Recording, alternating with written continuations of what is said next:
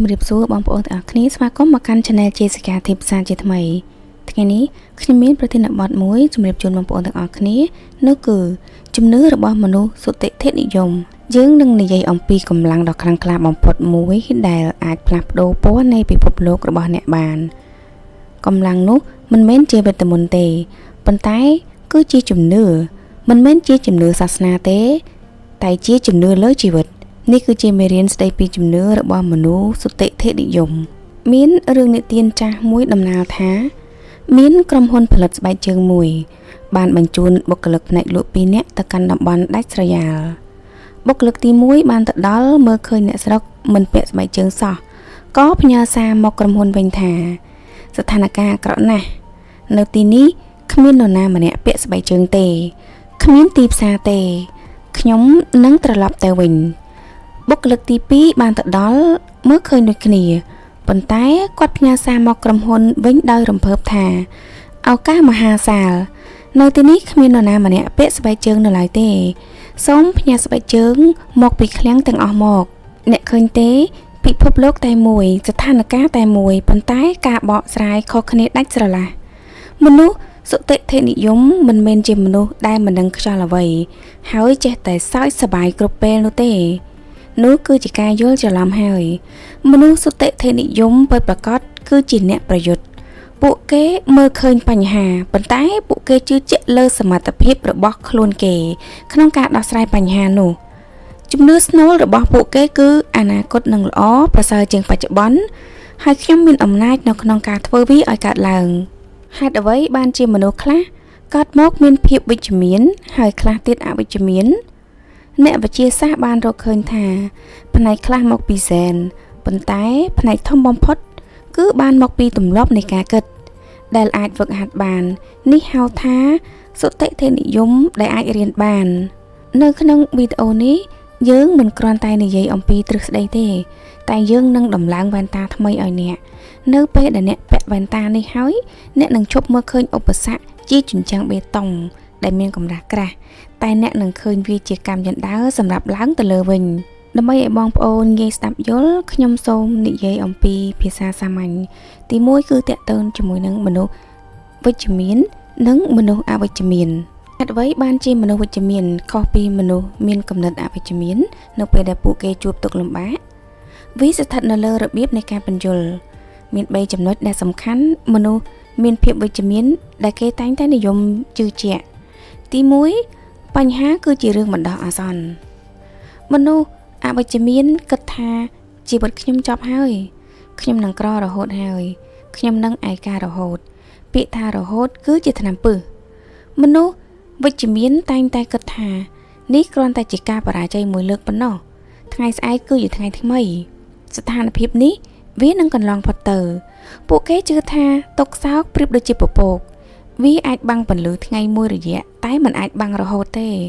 ជំនឿទី2បញ្ហាគឺជារឿងជាក់លាក់ពេលបរាជ័យរឿងស្នេហាមនុស្សអវិជ្ជមានតែងតែគិតថាខ្ញុំជាមនុស្សបរាជ័យជីវិតខ្ញុំគ្មានន័យពួកគេយកបញ្ហាមួយមកវាយតម្លៃជីវិតទាំងមូលប៉ុន្តែមនុស្សគិតបែបវិជ្ជមានវិញ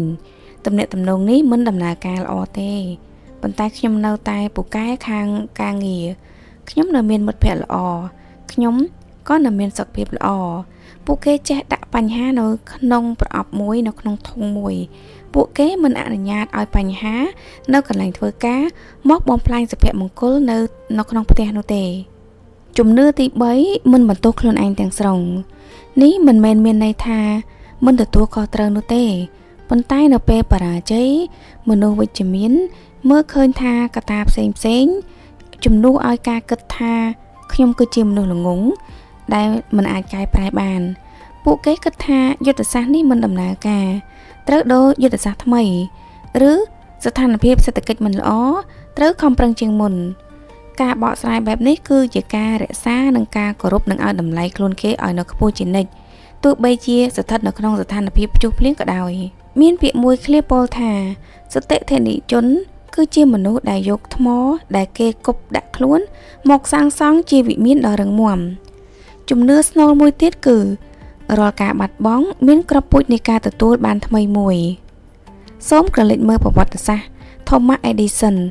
បាត់ពិសោធន៍បរាជ័យ 10000 ដងតើគាត់និយាយថាអ្វីគាត់និយាយថាខ្ញុំមិនមែនបរាជ័យទេ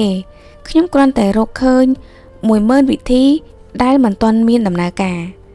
សម្រាប់មនុស្សដែលតែងតែគិតវិជ្ជមានពាក្យថាបរាជ័យមិនមាននៅក្នុងវចនានុក្រមរបស់គេទេមានតែពាក្យថាមេរៀនឬក៏ feedback តែប៉ុណ្ណោះ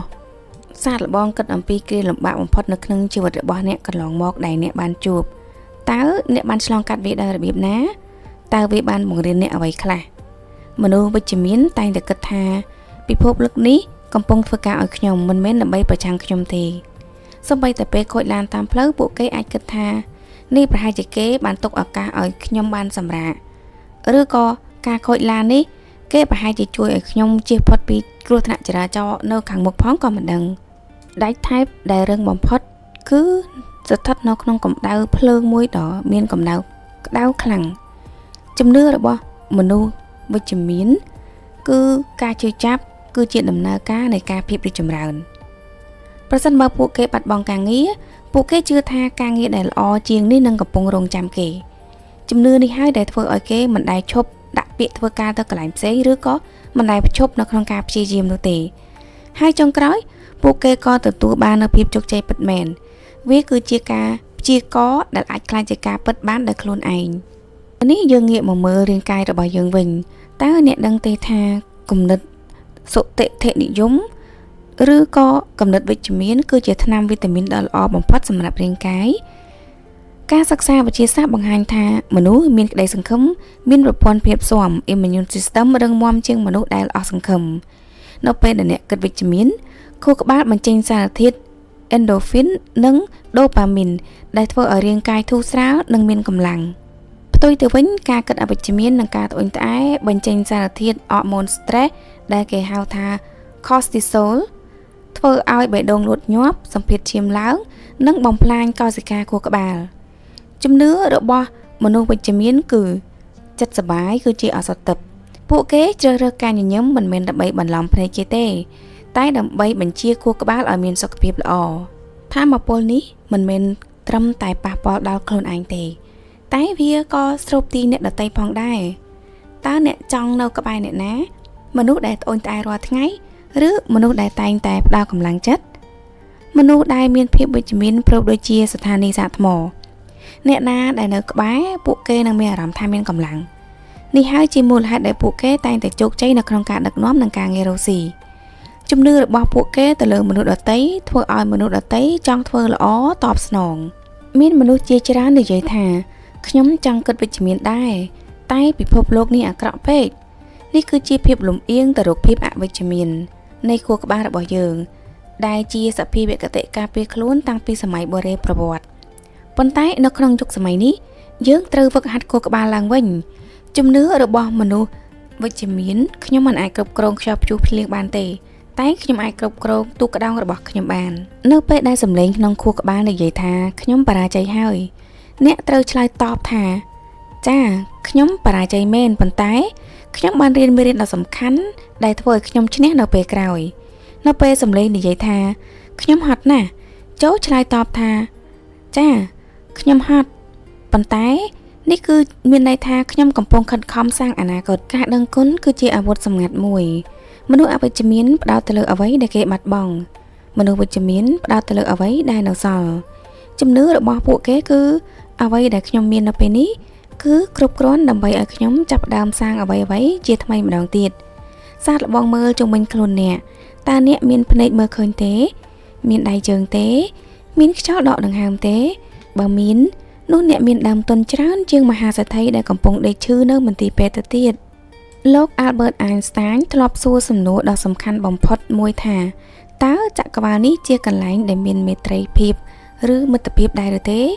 ចម្លើយរបស់អ្នកចំពោះសំណួរនេះនឹងកំណត់ជោគវាសនារបស់អ្នកមនុស្សវិជ្ជមានឆ្លើយថាចាចក្រវាឡនេះគឺល្អណាស់ទោះបីជាមានរឿងអាក្រក់កើតឡើងក៏វាកើតឡើងដើម្បីបង្រៀនខ្ញុំមិនមែនដើម្បីមកសម្លាប់ខ្ញុំទេជំនឿនេះហើយដែលធ្វើឲ្យពួកគេហ៊ានបថុយ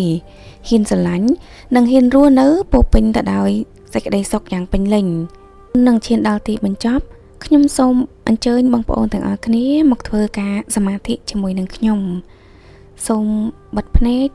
ហើយដំឡើងជំនឿថ្មីរបស់ខ្លួនឯងចូលមកក្នុងចិត្តរបស់អ្នកទាំងអស់គ្នាស្ដាប់ហើយទទួលយកពាក្យទាំងនេះ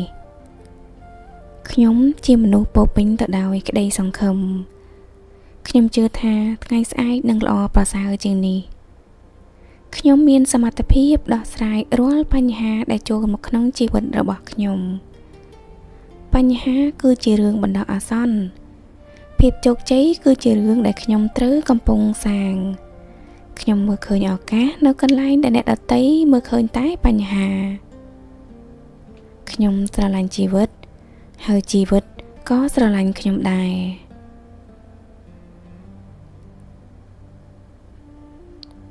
សូមបើកភ្នែករបស់អ្នកចាប់ពីពេលនេះទៅ